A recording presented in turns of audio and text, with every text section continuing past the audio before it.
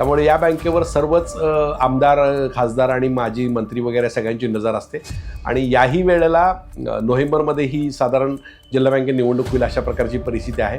पण या जिल्हा बँकेत निवडणुकीमध्ये दिग्गजांची लढाई होईल अशा प्रकारचं आता सध्या चित्र आहे. तिसरी लढत आहे ती जतमध्ये गोपीचंद पडळकर आणि विक्रम सावंत किंवा तमनगोंडा रवी यांच्यामध्ये होण्याची शक्यता आहे. तिथं सुद्धा तगडी फाईट अपेक्षित आहे. जत सोसायटी गटातून यावेळेला प्रथमच गोपीचंद पडळकर यांनी अनेक सोसायटीमध्ये ठराव केलेले आहेत आणि जिल्हा बँकेच्या कारभारावर नियंत्रण ठेवण्यासाठी यावेळेला मी स्वतः रणांगणात उतरणार अशी त्यांची भूमिका आहे. अर्थात त्यांच्या निवडीबाबत काही आक्षेप होण्याची शक्यता आहे, पण त्यांची सगळी तयारी ही गोपीचंद पडळकर यांनी केलेली आहे.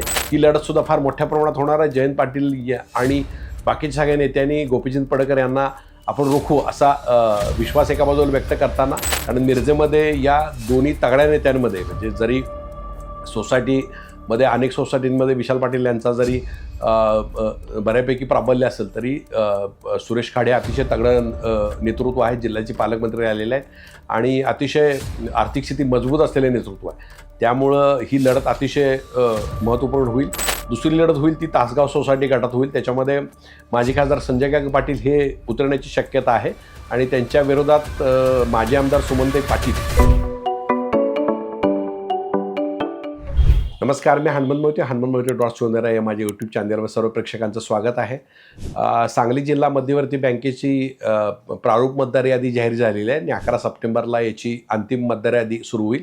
प्रारूप मतदार यादी जाहीर झाली, त्याच्यामध्ये त्यानुसार आता जिल्हा मध्यवर्ती बँकेचा बिगुल हा आता वाजल्याचा जवळजवळ निश्चित झालेला आहे आणि जिल्हा मध्यवर्ती बँक ही 12,000 कोटीची मोठी आर्थिक संस्था जिल्ह्याची आहे आणि राज्यातील 5 टॉपच्या ज्या सहकारी बँका आहेत त्याच्यामध्ये सांगली बँकेचा समावेश होतो आणि अतिशय आर्थिक तगडी स्थिती असलेली बँक आहे. जवळजवळ 200-250 कोटीचा नफा आणि मोठ्या प्रमाणात एक इन्फ्रास्ट्रक्चर या बँकेचं आहे. त्यामुळे या बँकेवर सर्वच आमदार, खासदार आणि माजी मंत्री वगैरे सगळ्यांची नजर असते आणि याही वेळेला नोव्हेंबरमध्ये ही साधारण जिल्हा बँकेत निवडणूक होईल अशा प्रकारची परिस्थिती आहे. पण या जिल्हा बँकेत निवडणुकीमध्ये दिग्गजांची लढाई होईल अशा प्रकारचं आता सध्या चित्र आहे. त्याच्यामधली पहिली लढाई ही मिरज मतदारसंघात होईल असं दिसते. मिरज सोसायटी मतदारसंघामध्ये आमदार सुरेश खाडे हे उभारण्याची जवळजवळ निश्चित झालेला आहे आणि त्याच्या विरोधात खासदारांच्या मातोश्री शैलजाबाई पाटील या मिरज मतदारसंघातून प्रतिनिधित्व करतील अशी परिस्थिती आहे. म्हणजे त्यांच्या खासदारांच्या पत्नी पूजा विशाल पाटील या उभारणार होत्या, पण सुरेश खाडे जर उभारणार असतील तर शैलजाबाई पाटील यांची तिथं लढत होऊ शकते. त्यामुळे ही लढत ही हाय व्होल्टेज लढत म्हणून प्रसिद्ध होईल, कारण मिरजेमध्ये या दोन्ही तगड्या नेत्यांमध्ये म्हणजे जरी सोसायटीमध्ये अनेक सोसायटींमध्ये विशाल पाटील यांचा जरी बऱ्यापैकी प्राबल्य असेल तरी सुरेश खाडे अतिशय तगडं नेतृत्व आहे. जिल्ह्याचे पालकमंत्री आलेले आहेत आणि अतिशय आर्थिक स्थिती मजबूत असलेले नेतृत्व आहे. त्यामुळं ही लढत अतिशय महत्त्वपूर्ण होईल. दुसरी लढत होईल ती तासगाव सोसायटी गटात होईल. त्याच्यामध्ये माजी खासदार संजय काका पाटील हे उतरण्याची शक्यता आहे आणि त्यांच्या विरोधात माजी आमदार सुमनताई पाटील. तर अतिशय हाय व्होल्टेज ड्रामा या ठिकाणी लढण्याची शक्यता आहे. म्हणजे सुमनताई पाटील विरुद्ध संजय काका पाटील अशा प्रकारची लढत या ठिकाणी होण्याची शक्यता आहे. तिसरी लढत आहे ती जतमध्ये गोपीचंद पडळकर आणि विक्रम सावंत किंवा तमनगोंडा रवी यांच्यामध्ये होण्याची शक्यता आहे.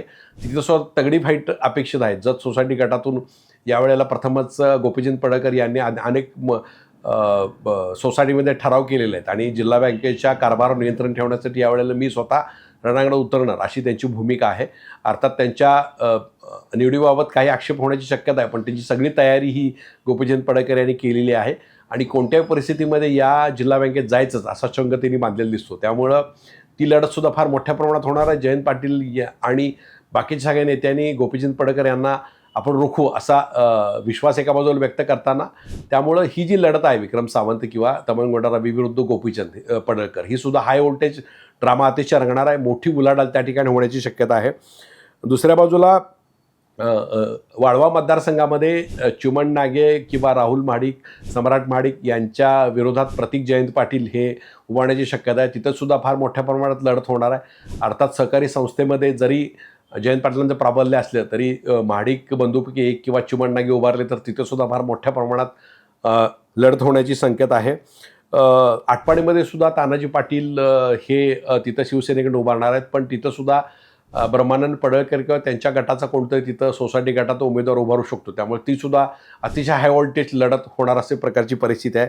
याबरोबरीच मानसिंगराव नाईक यांचे चिरंजीव विराज नाईक असतील, आमदार सत्यजित देशमुख असतील, पृथ्वीराज देशमुख यांचे बंधू सतीश देशमुख असतील, त्यानंतर राहुल माडिक, सम्राट माडिक असेल, जितेश कदम असतील, ऋषिकेश लाड असतील, पृथ्वीराज पाटील असतील, अमोल बाबर असतील, अजितराव घोरपडे असतील, समेत कदम असतील, अशा प्रकारचे अनेक दिग्गज या जिल्हा बँकेच्या निवडणुकीमध्ये उतरणार आहेत. त्यामुळं पलूस कडेगाव या ठिकाणी असतील किंवा बाकीच्या ठिकाणी सुद्धा अतिशय चुरशीच्या लढती होणार आहेत.